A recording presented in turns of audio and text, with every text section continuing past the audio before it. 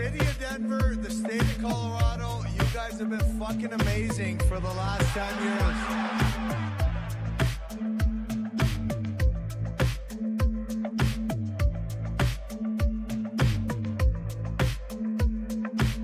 Let me start off with a Twitch feed this morning, and I got to get the whole name right.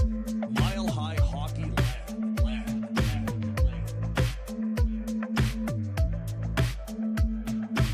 The city of Denver, the state of Colorado, you guys have been fucking amazing for the last 10 years.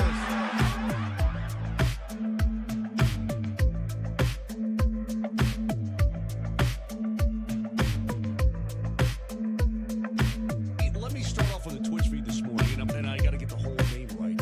Mile High Hockey Lab.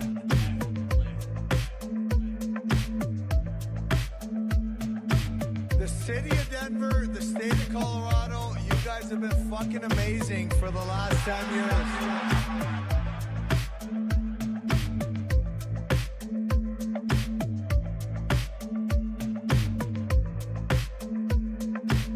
Let me start off with a Twitch feed this morning, and I got to get the whole name right.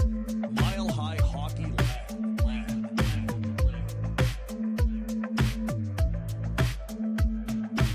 The city of Denver, the state of Colorado, you guys have been fucking amazing for the last 10 years.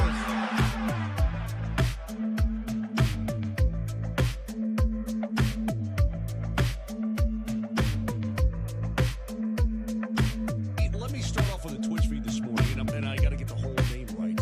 Mile High Hockey Lab.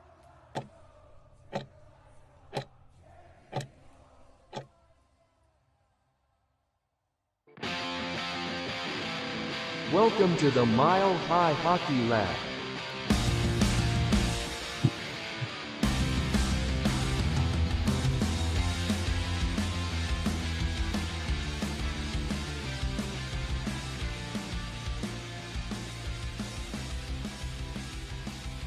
You're muted. Hello and welcome to the Mile High Hockey Lab. My name is Adrian Hernandez. I am here today with Ezra Parter, Evan Liu, Jackie K, and soon to be joined by Mr. Brennan Vogt. Jackie, she probably thought we were talking to her, but you were talking to me, Jackie. It's okay. Come back, please. But folks, thank you so much for tuning in. We are very excited. We have lots to talk about today. Ezra has earned a ding that is just one of the best dings of all time, in my humble opinion. And there's Jackie, yes. And we will touch on kind of a trade that we saw roll through last week, talk about the games last week, get our Eagles takeaway from Brennan per usual, get right back into the trade deadline and what we foresee in the next coming games. We will once again spin our wheel of trade deadline targets, and we will end with bold predictions as per usual. So thank you to the three of you, soon to be four of you, for joining me. Let us drop the puck and talk about the Colorado Avalanche. And folks, if you are listening right now, please like, subscribe, share, and turn your alerts on so you know every single time we are live. And all of these live broadcasts are published on Spotify and your preferred podcast platform. There we go. Jackie, let's talk hockey. Well, I guess based on last week's episode, Bednar's job is safe because he did not lose all three. And the Avalanche, they in fact went 3 for 3 in terms of wins in this homestand so far. We saw Val Nichushkin have an immediate impact. And wouldn't you know, his presence with Casey Middlestat seemed to benefit Casey Middlestat.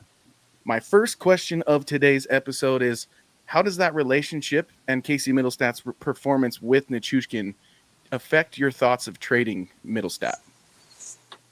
It doesn't at all, because they haven't been good together up until that point, so you can't take a 3-game sample size. I mean, they had like 45% expected goals together, and I believe so. I think last night was okay, but I think even analytically, the first 2 games were not. So I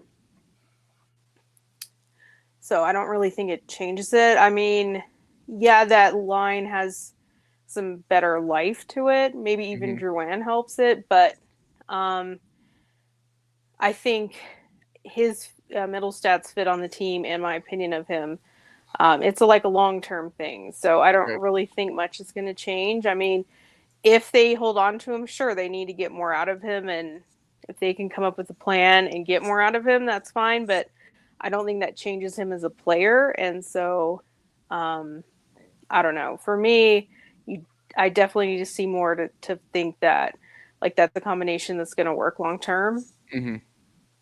Yeah, I tend to agree with that. I am curious though, just because the time they have been not as good together analytically. You're 100% correct in the past, but it's just been such a limited amount of time still because of how unavailable Nichushkin has been so far this season. That I wonder if maybe some fans are kind of leaning towards, well, maybe Middlestat and Nichushkin will work if you give it a little more time. But I'm kind of in the same ballpark as you. I think it all comes down to the fit, which we've talked about at length. But Ezra, as mentioned, you earned your ding, but we'll get there later. But I do want to talk about Scott Wedgwood, who was excellent last night. We heard wedgie chants galore, and the Avs are streaking, which is absolutely amazing.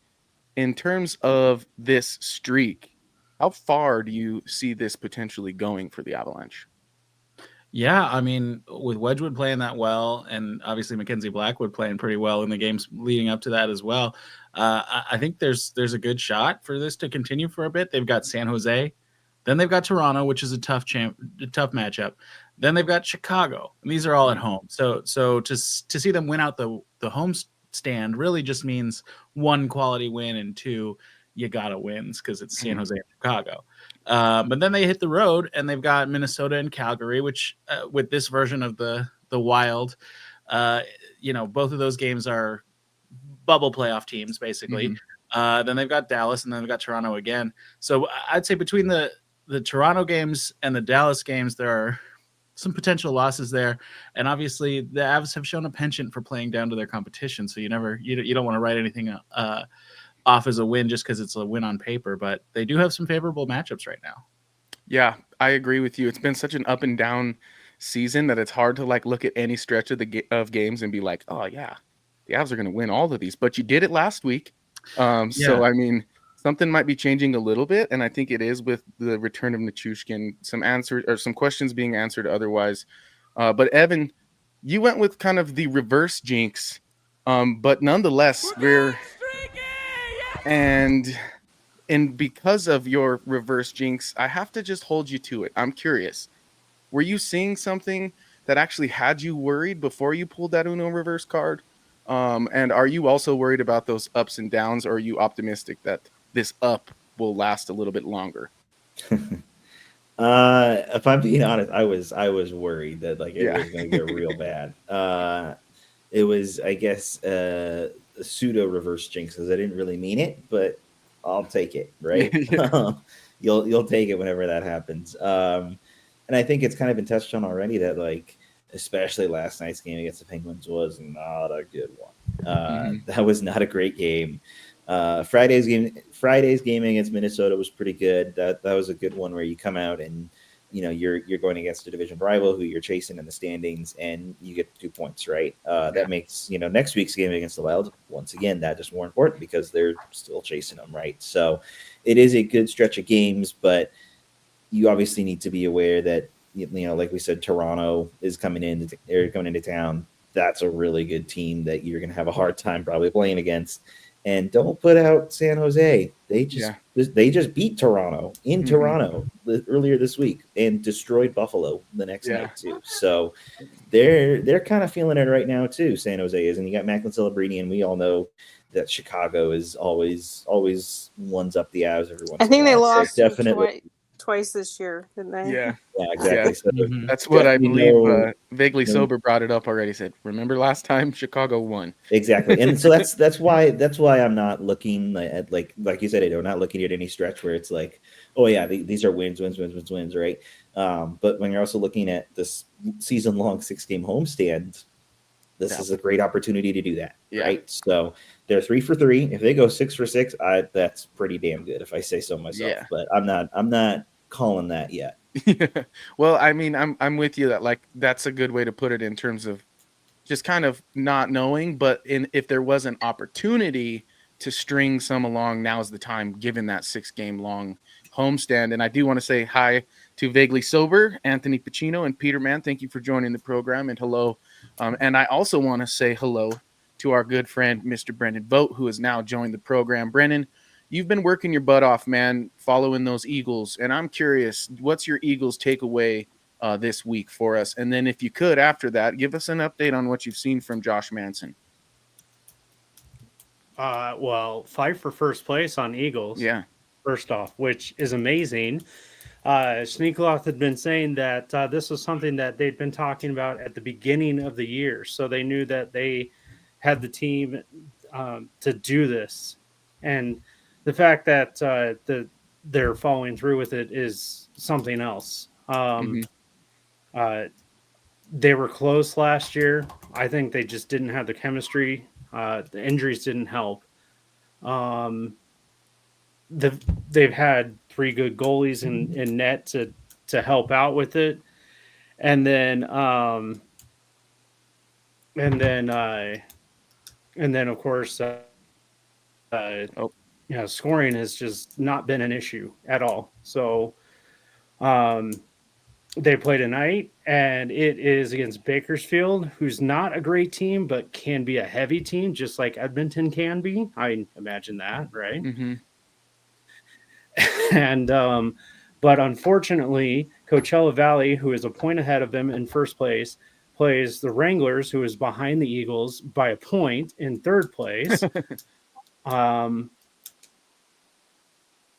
it's all very close. It's a no-win situation with those two. I think the top. It's a 3-point spread in the top 4. Yeah. And so the Eagles' big bugaboo is the road, and they're very road heavy this month. So if they can come out of this month in a strong position, they'll be good. But they tend to have trouble scoring on the road, so that's power play is a problem issue on the road, and their penalty kill does okay on the road, but the power play just tends to stifle on the road. That's part of the big problem. If McDonald can stay on track, that will help. And then the depth scoring is starting to show up a lot more. Nice. So, well, to your point, you got a ding this week, Mr. Felleber, which we will award you in that segment. Congratulations to you, sir. Oh, I see that was your pen. While we're on the topic of the Eagles, might as well touch on the goaltenders, because that's been awesome. Pretty good. Trenton with back-to-back shutouts, and kind of under the radar, Adam Scheel. Yeah, exactly. Mm-hmm. There you go. Vegas Sobers right on it. That he got a contract for the rest of the year with the Avs. Don't expect him to play. That would be catastrophic if it gets to that point. No. If anything, I think it's depth. And I think worst case scenario, what it's going to end up happening is that and he's going to be a 5th goaltender, and he'll be like a black ace. Yeah. Similar to like what Annunen was during the Stanley Cup run. And that's if even that. Keep in mind, he was assigned later that day to Utah. I feel like I've been saying since the summer, every NHL team needs 5 goaltenders on NHL contract. You have been. It's not because you really think the 5th guy's going to play, but just for this logistical Numbers. reasons, the playoffs, things do happen. You don't want an e-bug in game 4 of the second exactly. round. So what it says to me, and knock on wood, is they're not going to trade for a veteran at the deadline. That's so if they have, now that yeah. they have 5 on NHL contract available to them, maybe it's that they've decided they're comfortable with that group and they're not going to add somebody else. Yeah. Well, yeah. And they do have a Ferris wheel vaguely in the Shields in Loveland, by the way. Oh, the store. That was a great promo video, by the way. That was a phenomenal. When promo. Shield went to Shields and rode the Ferris wheel, I've been on that Ferris wheel with my little guy, and but anyways, Mando has actually been getting a lot less starts than what you would think, and it's primarily been more of a rotation of Shield and Minor. And Minor just ripped it up this last week. He played both games this last weekend, had 55 stops, and got 2 shutouts. Was he the player of the week? Am I tripping? Well, he was a player of the. It was like player of the night or something. Yeah, like something that. like that. He had honors based on that performance. So yeah, the Eagles are looking good in a tight race. It's nice to see them find some stability in, especially in such an important position like the net. And it's promising for the Avalanche to see Trent Miner finding success in the AHL, with other guys kind of on their way up as well.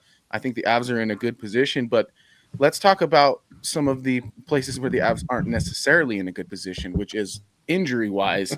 Wink, wink, Josh Manson. Although there might be some optimism as far as Josh Manson goes.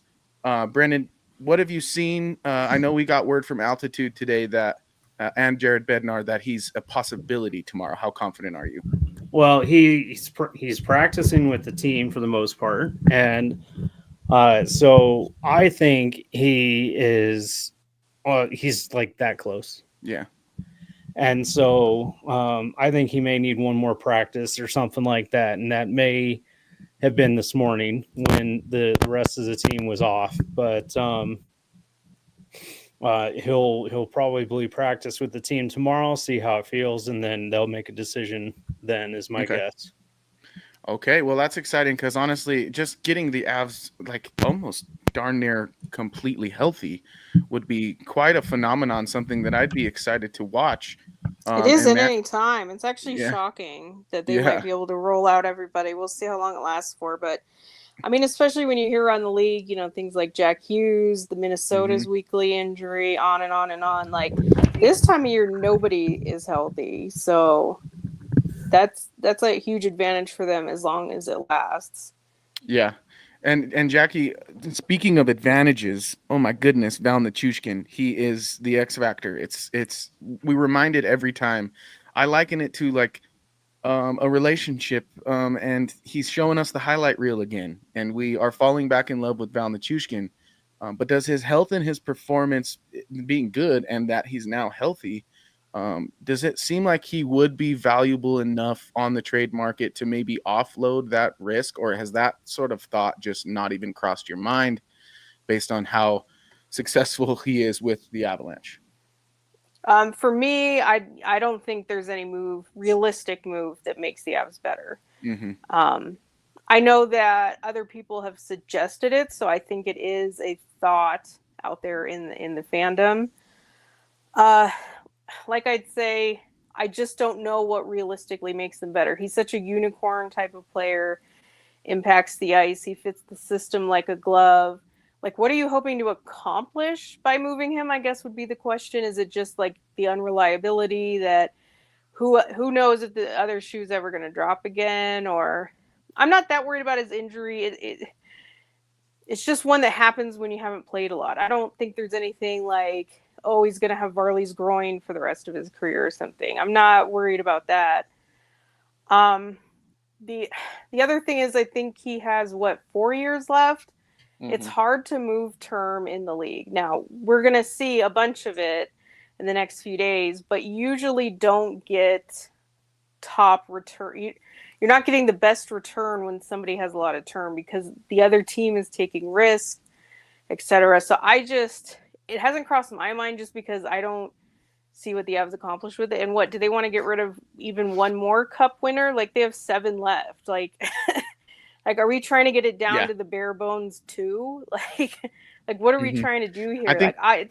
To me, I just think like this team isn't a team. Like they're just beyond that at this point. So like to chip away at any more, I wouldn't call him a core player, but like a foundational player, just get rid of one more. I just like, how are they going to be better?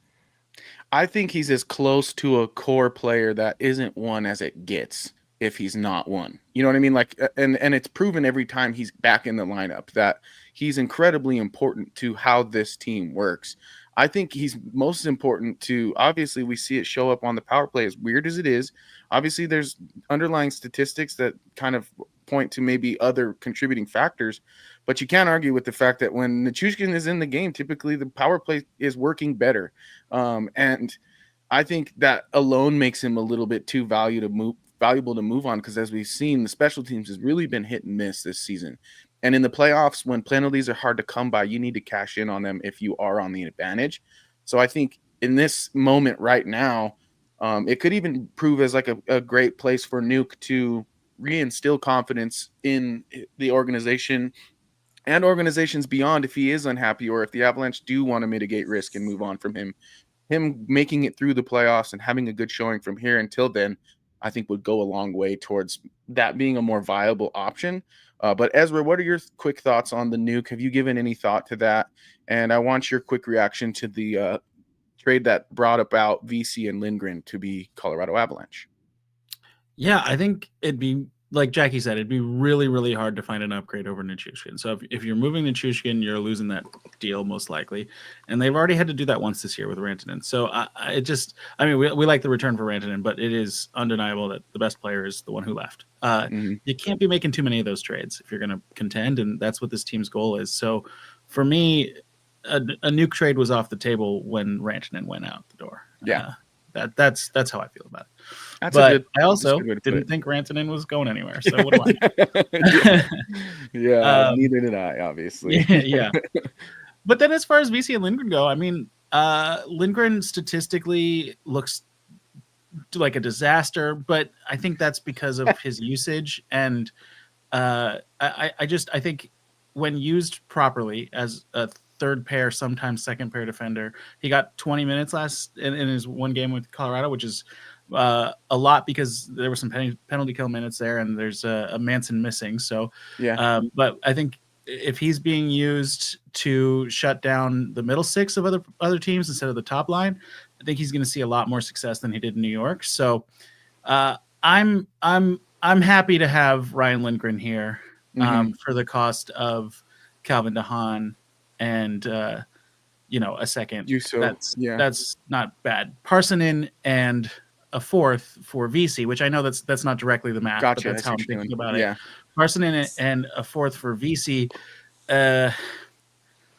It sucks to me because Parsonen was acquired for a third. So it's really a third and a fourth for VC, which is like, that's crazy. But I like VC, and I expect him to stick in the lineup once he gets into it. I think he'll earn Bednar's trust real quick and be an effective forechecker, penalty killer type player that makes less mistakes than some of the guys who are in the lineup right now. I think it's safe to assume that there's one more trade coming, and it could involve Miles Wood. If another team wants to take that contract on. Wood was the bottom man in ice time against the Penguins by a lot, by like 4 minutes. And I don't think that that's any kind of coincidence. So, overall, my take on the trade is, cool. Yeah, exactly. I'm excited about it, but I'm into it. Yeah, I did a poster article today that I released, and I asked fans on my X account to vote on whether or not that trade moved the needle, yes, no, or kinda. And no and kinda stole the show. And so I think you're right on with what everyone else is thinking, which is like, it's nothing crazy. It's not going to change things. But what I did like, and I'll call back to Vaguely Sober, who made up this beautiful metric called grit per 60. I like character per 60 too. And I think you got some of that back with Lindgren and VC. And we've talked about some of that being missing, especially since, the likes of like Nazem Kadri and Gabe Landeskog not being on the roster, who bring a little bit of that. I like it. Even if the two players swap is kind of a wash, if that's what's being acquired, I dig it. That's kind of my takeaway on the trade. But Brendan, what are your thoughts? You were at practice and you've seen probably more of VC than most people have based on that. What's your takeaway from the deal, and what are you excited about? Well, he's a hard worker, first off. Did we just lose him? Yeah. But he's a hard worker. He didn't ask very many questions compared to Lindgren, but he has been traded a couple times, so he may be used to this situation. He's been around the league a few times, but I like VC. I like the fact that he's a penalty killer, and we need those. And then Lindgren is thick. That's just the best way I can really put it. He's not very tall, but he can push you around and knows how to use his body. Now, it's like, I've only seen him in practice. I didn't get to watch the game last night. So I didn't be able to. I haven't really watched him in gameplay or anything like that. So I don't know what everyone's complaining about. But well, so in the game against Pittsburgh, he was pretty good. He had one pretty weird turnover, but otherwise, I thought he was mostly unnoticeable, unremarkable, which is a good thing. But the thing people are mostly complaining about, I think, is if you look at his advanced metrics, they are dreadful. But again, that's against top line matchups that he is not suited for. So yeah, I think it was still terrible last night, which, I mean, yeah, people are looking at player cards and things like that. Like, I kind of looked at the analytics more just on my own because I don't go by player cards. I call them the pretty colors of validation. So I like to do my own research, and it didn't seem as bad to me. Now, people would say, "Oh, because anytime it was with Fox, pulled him up." But usually, if there's guys that aren't on that are on the top pair that are away from their partner, they're usually with like the terrible players. mm-hmm. So, I came away with the takeaway that I'm not as horrified by him analytically. I think he'll be okay. But even though last night it wasn't good, I think it was like 27%. So Yeah. Well, and it's last night. I was seeing and reading and checking in, and it's like last night was just not an overall good game for the Avs. But I was seeing that some scouts and media for the Penguins were like, "Oh, this is our best game." It's like you only got one goal out of it, so that's not saying much. Well, Wedgwood was good to his credit, but yeah, I think you're not wrong about that, Brandon. Like, that's kind of not to be pour salt on the wound, but that's a little bit sad if your best performance is in a 4-1 loss. Albeit the scoring line doesn't quite indicate how that game actually came and went. But Evan, I'm curious, man. We've seen a lot of deals be done here in these last couple of weeks and the weeks preceding. Last year, we had 23 deals made on actual trade deadline day. But year after year, it kind of feels like that's not happening to the same extent. Are you thinking that we'll get more or less than 23 trades on NHL trade deadline day, which is March 7th, by the way? As I said, that's this Friday. I'll be honest, I didn't know there was 23 on trade deadline day last year. I don't know why I thought there were less than that, but yeah. Not 23 crazy ones. Everything. Yeah, exactly. Yeah, I guess that's like the little minor league trades, all that stuff. I think it'll probably be less than that. I feel like most teams have probably got an idea of what they're doing and what they're not doing. Really, the only thing that I could see that really jumbles us up now is like, what do the Devils do? Because they don't have Jack Hughes now for the rest of the year with shoulder surgery. Dougie Hamilton's now out now, I think, week to week. So maybe they'll switch it up and be sellers, but they're still in a playoff position. But I think that's bound to go down at least. They'll at least fall out of where they're at now in the standings. I couldn't tell you where they are. But I mean, other than that, though, like, I feel like most everything has already kind of happened. Because you had the big trade today with Tampa and Seattle. Of course, nothing is topping Rantanen's trade. I don't think this. Not yet. I don't think anything's feel like topping this week that, has been to me. This week's been really quiet. I think. Yeah.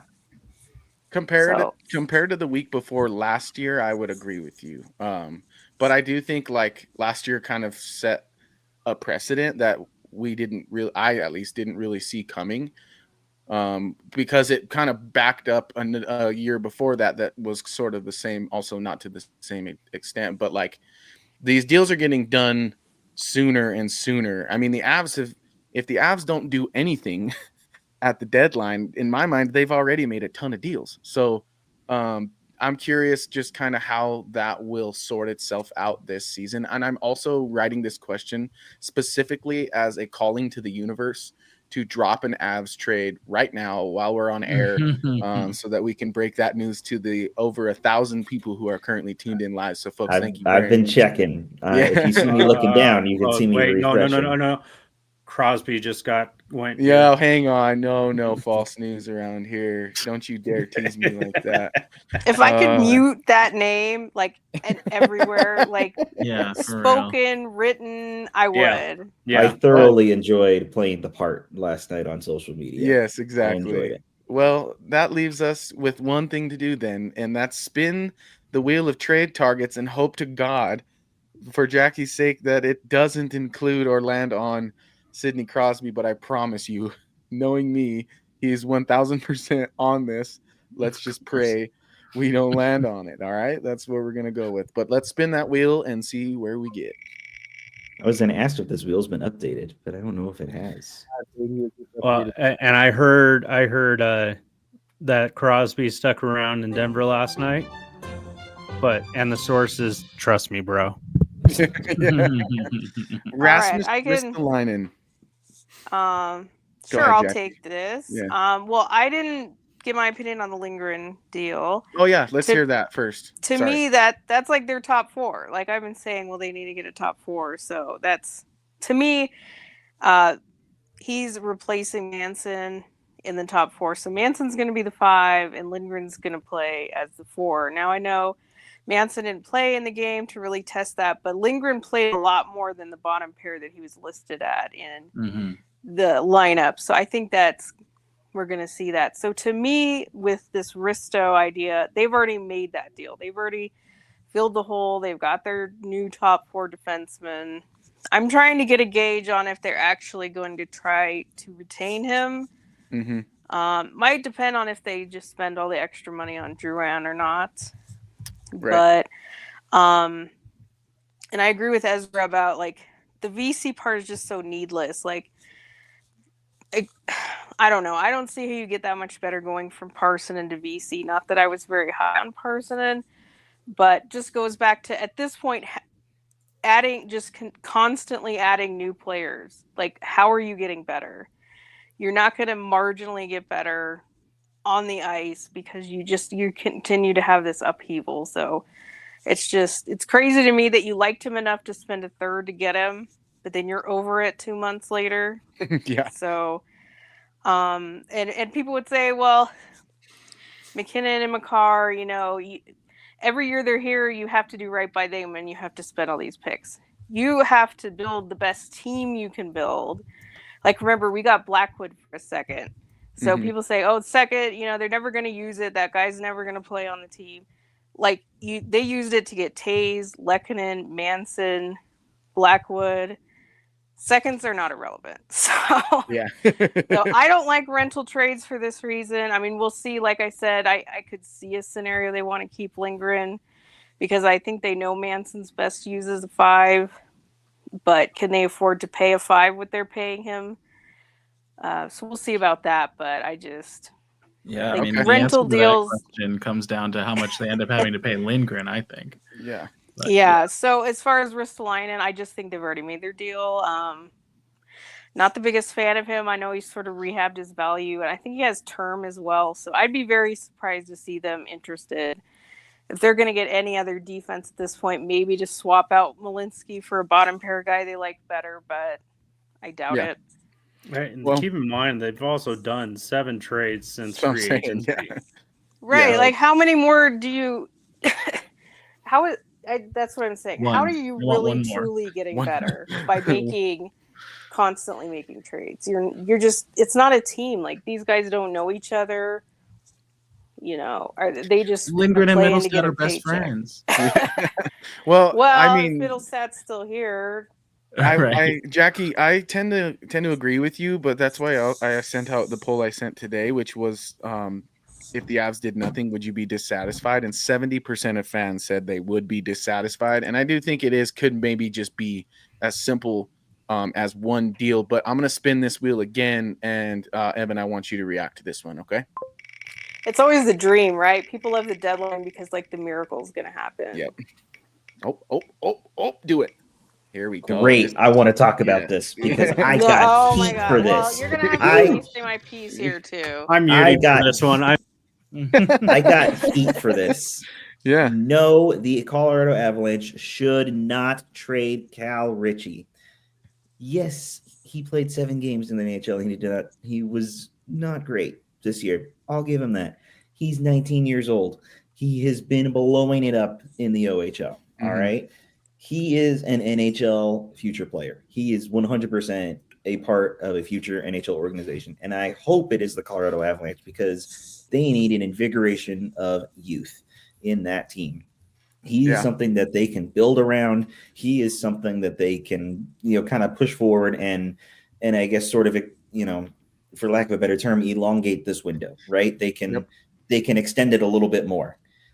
As cool as it would be to see him packaged in a deal with like Casey Middlestat and Miles Wood and Ross Colton and the whole 9 yards to go get a Sidney Crosby, that's just blowing up any part of the future that you have left. Yeah. And there's already so little of the future anyway that for the Avalanche that you have to have something. And Cal Ritchie is that something. Brendan, you could just keep shaking your head, and I think we'll garner what we need to get. Look at the face Brendan's making right now. I feel like his son, like that's the "I'm not mad, I'm just disappointed" face from Brendan right there. And I'll say this: I put out this is another poll question from the pollster. Head on over to the website, check that out. This was 50-50 in my polls among voters, which I think, and I wrote this in the article. It tells me that there's a real divide right now among Avs hopefuls and thinkers between whether or not the Avs are actually close enough to being true contenders to leverage an asset like Cal Ritchie to get that over the hump player, or if they should save their pennies for some other day and hope that 29-8 and what's on the roster now can make do. Now, Jackie, I know where you land in this poll, but I want you to explain why. Okay, I think there's a couple reasons for the results. I think you use the word untouchable, and I know for some people, like, they take really that definition at face value. Like, is he actually untouchable? No. You know what I mean? Like, yeah. For the right, everybody has a price, right? Is kind of what you're getting at. Right. Yeah. Like, probably 99% of the league has a price. So probably the true untouchables are Makar and McKinnon. Yeah.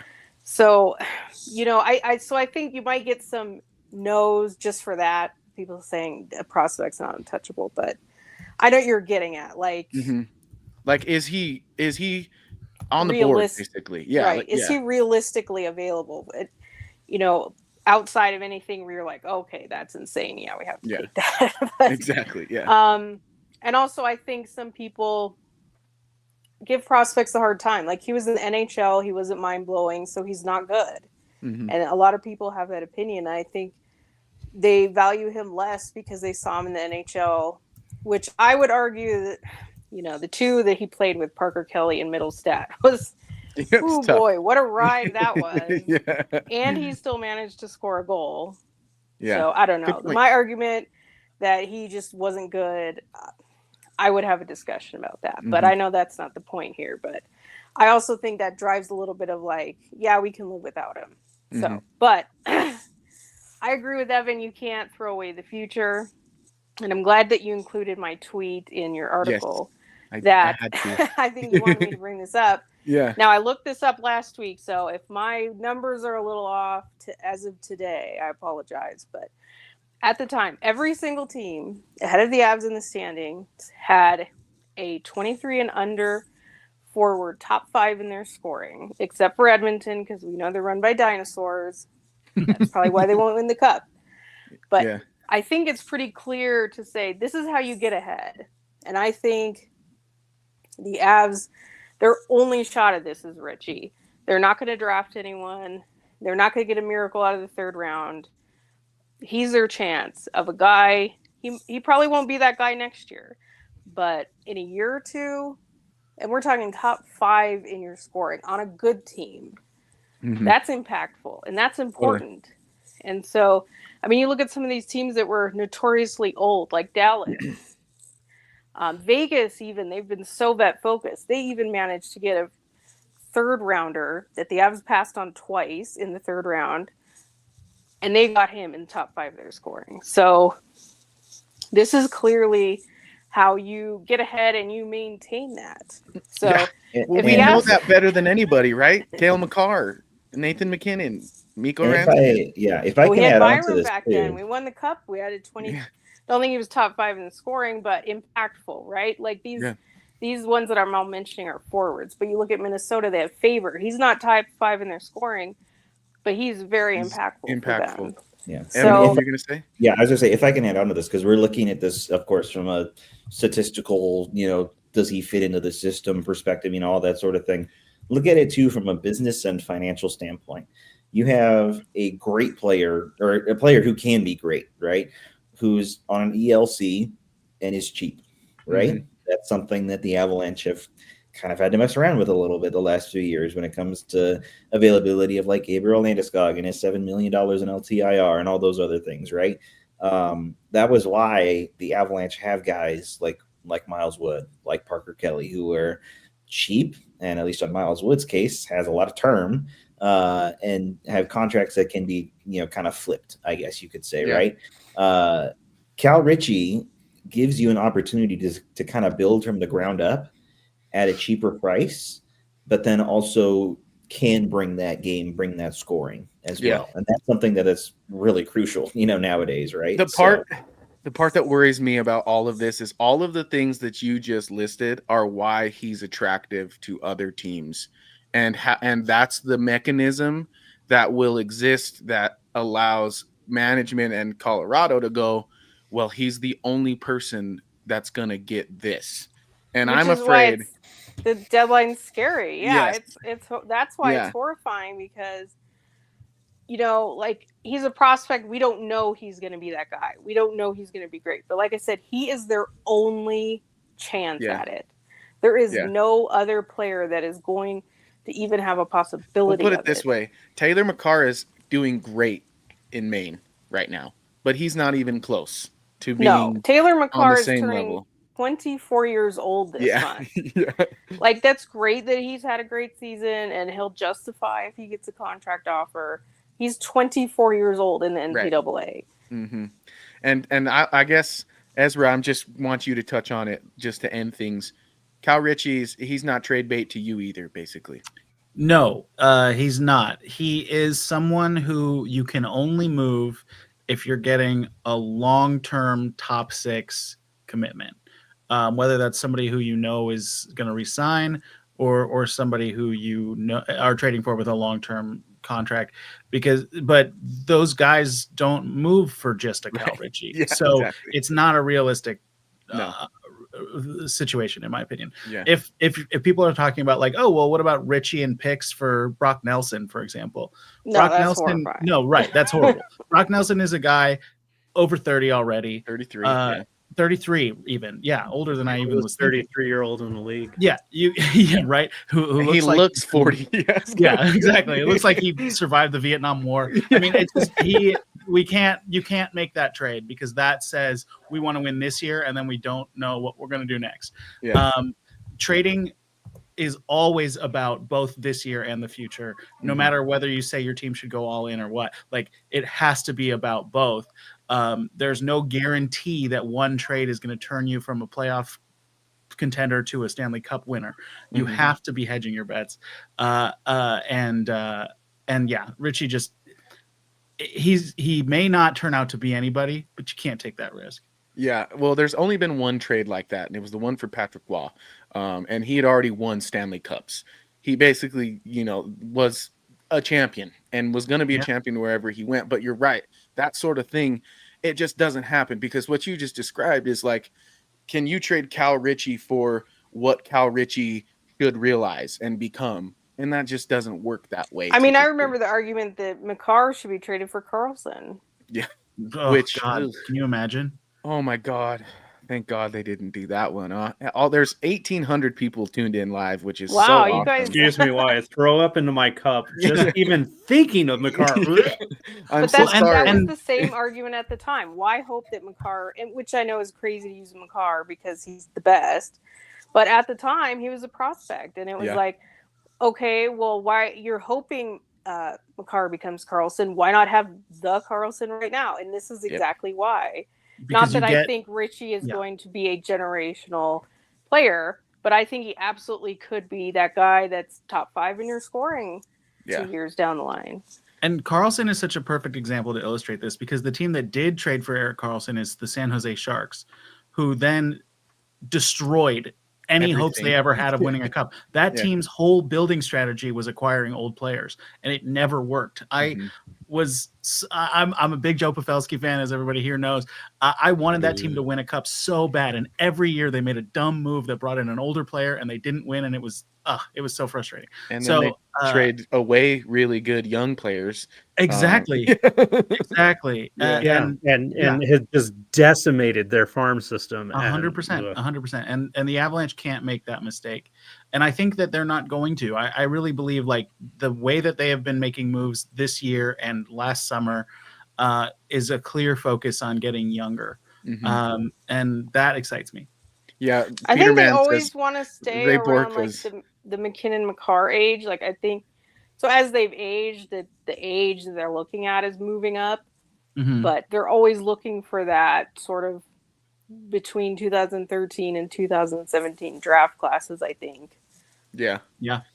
Well, Ray Bourque was 39, Peter Mann, but Ray Bourque was also Ray Bourque. So, and that's a different era without a salary cap. It doesn't really translate. Yeah. And fun fact about the Sharks farm system: last week, the Barracuda had an attendance in one game of 859 people. Holy moly! So hopefully, Lordy, yeah, that's pretty. And we're talking that is a 2-year-old arena. Yeah, in the same town as an NHL. It's literally like 10 minutes from an NHL team. And the Bay Area surprisingly does like hockey. Yep. I think that part doesn't help. Well, it also doesn't help that the Sharks are terrible. So you're not really up for seeing the future. I mean, the Barracuda are relatively decent. That's the thing. And not even 1,000 people showed up to their game. So we have more people watching us right now live than went to the Barracuda game. Actually, we have twice as many, according to what you just laid down, which is rough. We are just now crossing the 2,000 live viewers threshold. So thank you folks so much for tuning in. While we have your attention, please head on over to the website, milehighhockey.com. Give us a follow over there and on our socials on X at all caps MHH_lab and at Mile High Hockey. And all of my fine friends here have their social handles under their names. If you are indeed tuned in live, take a peek at that and go give them a follow as well. Let's see. We got about 15 minutes. Let's just get into our bold predictions so we can hand out some roses and so we can hand out the opposite of roses and get our this week's bold predictions. I will start with Mr. Ezra, who said the Avs would win the whole week, no losses, WWW. And that is a ding, my friend. Congratulations. And so what's that mean? So that means he wins the week. No. I haven't gotten a ding in so long. What that means for someone else in the other corner. Oh, yeah, that means exactly. Well, correct. That means that Evan did not correctly guess that they'd lose every game last week. Uno reverse. I dig it. It's fine. Jackie, you said that McKinnon would have two or more goal games. He started off hot. I thought when we got 2 goal performance in the first one after the episode that it was a sure shot. Unfortunately, it didn't work out that way. I had Marty Necas getting his first hat trick as an Avalanche, and instead he's ill. So maybe I will stop making bold predictions about Marty Necas. And then Brennan, you got yourself what I would call a double ding, because Kai Philibert scored not 1, but 2 goals in one game. In one game, and hadn't in 13 games, as you previously described. By that point, it'd been 14. And what's funny is I even went down to him on Friday night and I talked to him. Yeah. Wait a minute. Yeah, We might need to. There's some conflict of interest here. I'm like, hey, Felly, you got to get me a goal, man. He's like, oh, why is that? And I'm like, you haven't scored in 13 games, and I got a bet on you. Yeah. And you score a goal. And what did he do? He scored 2 goals the next game. For Nice. legal reasons, it was not a monetary bet. Let's just put that out there. Well, yeah, exactly. Yeah, are no all money's friendly- exchanged I didn't anywhere. tell him it wagers. was a monetary bet, but Yeah. I love the idea I that a told him on player the would be like, podcast, you, I put it you out on bet him. $5 on me? All I right, know. I'll score. Fine. Yeah, as vaguely said, I juice Philibert. Yeah, that's a good one. If you could feed a line into more guys to score goals, I mean, if it works that well, he's going to get 2 in the game you ask for 1. That's pretty awesome. But Yeah. I think that is everyone's bold prediction from last week. So let us run that track, and I will get the 4 of yours and give you mine for this week. It's a bold strategy, Cotton. Let's see if it pays off for him. I call that bold talk. To the 2,100 of you watching right now, give us your bold predictions in the live comments. We'll throw them up on the screen. We'll write them down, and we will make sure that you get your ding or your buzz if you are correct. Indeed. Ezra, what is your bold prediction this week, my friend? My bold prediction is that the Colorado Avalanche make a trade involving the Boston Bruins this Friday. This week. This week. Call it safe. Play it safe. That's fair. And we can even hand you that one live if it happens, because we do our episode on Friday during the trade deadline itself. Number 63. Yeah. I don't think it'll be him, but I do think it'll be Boston. Yeah, that would be cool. I have a couple of teams like that where I feel like I don't know who it is, but I feel like that's a team the Avalanche will deal with. So I like that approach. Jackie, what you got for me this week? Your bold prediction. Okay. First of all, I have to contest the buzz because you guys are not believing in Nathan MacKinnon. Because I said before the deadline, I have one more game left. This happened to me once before. Contest. I will retell it for those listening that maybe have missed it last year. So the Avs were going to go on a road trip. It was like a 4 or 5 game roadie. And I said Byram would score 2 goals on the road trip. So 4 games into it, you all gave me the buzz. And I said, hold on. I have 1 left. Okay. He went out and he scored 2 goals in that last game. I think it was in Tampa. So I am not above getting retroactive dings. Fair. I think you've made a solid case. And this is Nathan MacKinnon, and this is the San Jose Sharks, and I will be at that game. So I am still believing in Mr. 29 that he will prove me correct. So you need to take a sign to the glass and warm up and do what Brendan did and say, hey, Mac, you need a 2-goal game. So that I can get a ding on the Mile High Hockey Lab. And then would you please come on our show so that we can try not to make fools of ourselves while we fawn over how awesome you are. So, yeah. So I'm still calling it. But I will make another, since my prediction isn't completely dead from last week. I'm going to make one more. I'll say the Avs make 2 more trades. It could be anything, even small ones. So even AHL. But I will say it has to include guys on NHL contracts. So I'm not going to count if they trade some AHL contract guys. That doesn't count. But I'll say the Avs will make 2 before the deadline. I like it. And I put your MacKinnon will score 2 or more 2-goal games before the deadline back on the bold prediction log. So we will give you a retroactive ding if that comes through. Let's see. We got Peterman has a bold prediction. Avs will score 6 on Georgiev. I wonder if Georgiev will be in the net for that game. I think he he were has gonna to be. That's a good question Vanacek because is no longer there. They've got they were gonna Askarov. Yeah. Though I think they'll pull up Askarov, but Askarov is actually a pretty decent goalie. So I think they'll play George. It's his homecoming. Yeah. Players usually want to play that game, so I think their coaches will oblige. I wanted so Do you bad. think he gets a tribute? He should. He will. He will. Yeah, he will. Just him gooning in his hoodie all mad, and it's like, thank you, Alexander, for playing for the Colorado Avalanche. Sorry for thinking you are bad. But no, I'm like, I wanted so badly to call him Forden Binnington over the 4 Nations, and it just didn't work out for me. So I was hoping to transfer that nickname, but Forgiev, I guess, is going to stick Poor guy. That's a tough handle for a goalie, but we'll see. I think you're right, Jackie. That's an opponent where the Avs should score goals, and McKinnon typically leads the way in terms of that. So I'm optimistic for you, Evan. What's your bold prediction this week, my friend? This one's real bold because I couldn't really think of any other good ones, and it's funny because we just talked about how you shouldn't overlook, the opponents that the Avs are playing this next week. Mm-hmm. I think the Avs are going to get 2 shutouts this week, and you can kind of guess the 2 that I'm thinking that might happen against. Yeah, Toronto and Toronto. Yeah, yeah. Are they gonna be shutouts? Don't say it. No, I said Avalanche. He did say the Avalanche. Get. Yes. Yes. Don't worry, I covered that base. Yeah. Okay. Fine. Don't do it again. Brandon, what you got for me this week on a bold prediction, my friend?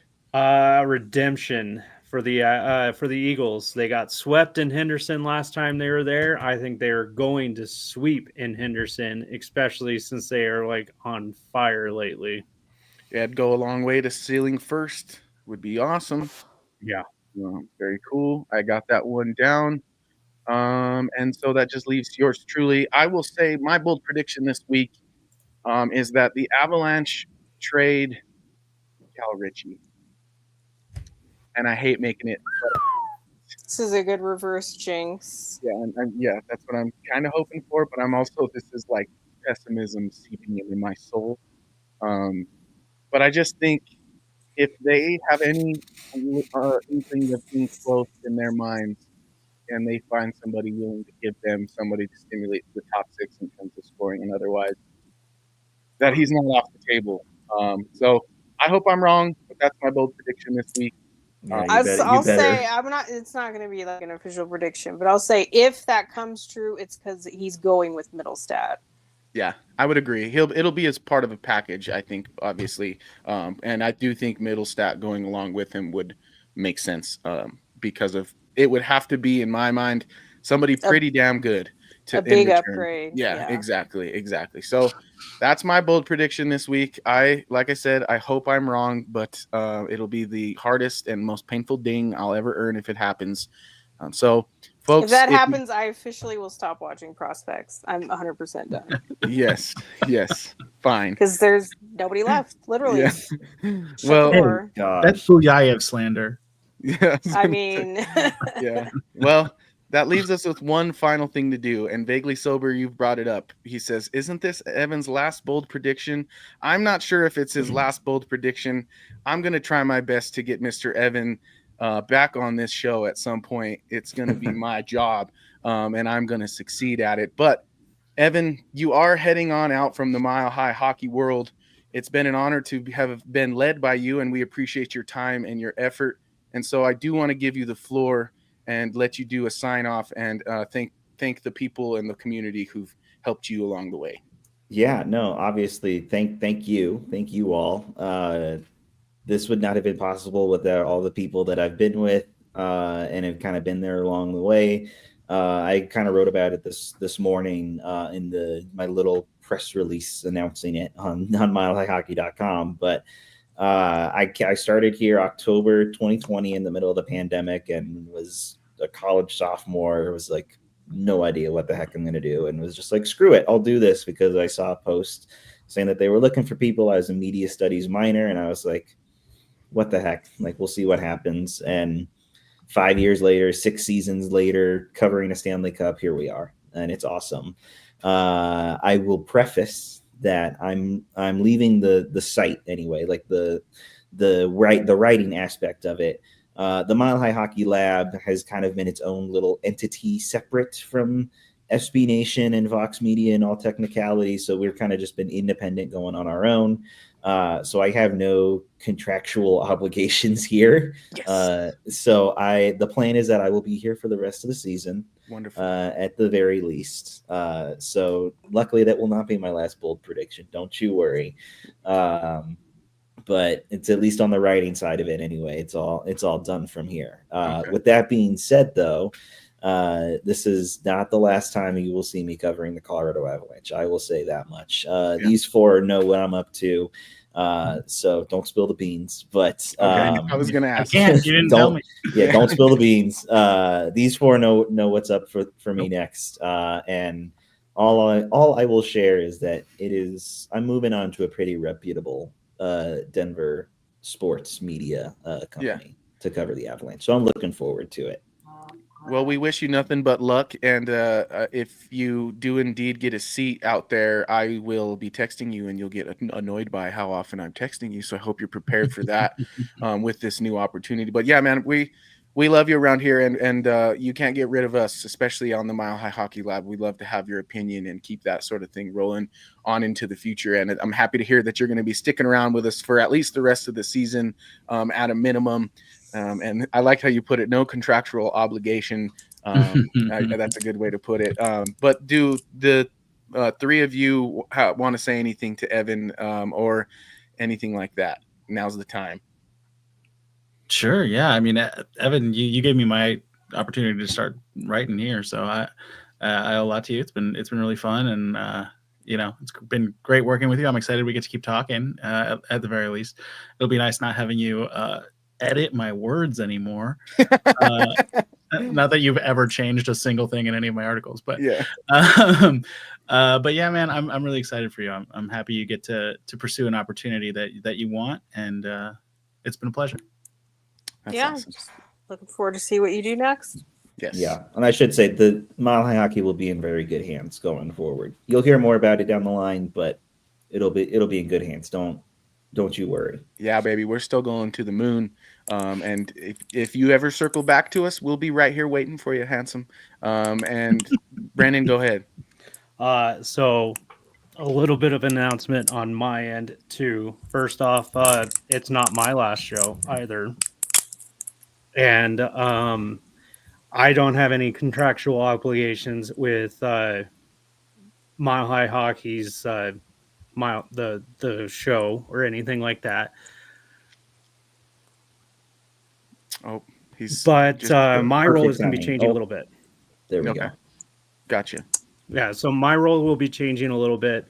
Everyone, I will be doing one Eagles article a week for you guys and the show, and I am following Evan. Yeah, I am not going to be saying where we're going. Yeah, because I will let nobody tell me. Yeah, I am going to let Evan make that announcement. Yeah. Well, best of luck to the both of you. And I appreciate your contributions going forward into the future, Brennan. I really, really do like your Eagles stuff. And that's why I always ask you about your Eagles takeaways every episode, because I think that is a subject that doesn't get touched on enough. And a part of the Colorado hockey sphere that has earned a little bit more attention. And this program, we're excited to bring that attention to the Colorado Eagles. And I do just one last touch on it. Just want to thank Evan and Brandon for joining this program, joining the site, and all the work that you guys did. I look forward to whatever it is you guys put out in the future. And I will be in your comments making jokes, so be ready for that. But of course, I will share all your guys' stuff. So immediate block. Yeah, media. Just kidding. Yeah. Well, folks, there's 2,585 of you tuned in live, which is an incredible figure for us. We really appreciate all of you for coming down and turning on your YouTube or X, whatever form of watching this you've gone. I guess we should let them know, like, we're gonna do a deadline show. Yeah, that's where I was. That's what I'm thinking. Yeah. So okay. Sorry, so the trade that no, that's okay. I want to hash it out kind of live here with you all and see kind of what we had in mind, because I know that it's 3 p.m. Eastern is the actual deadline, which is 1 p.m. local time here in Colorado.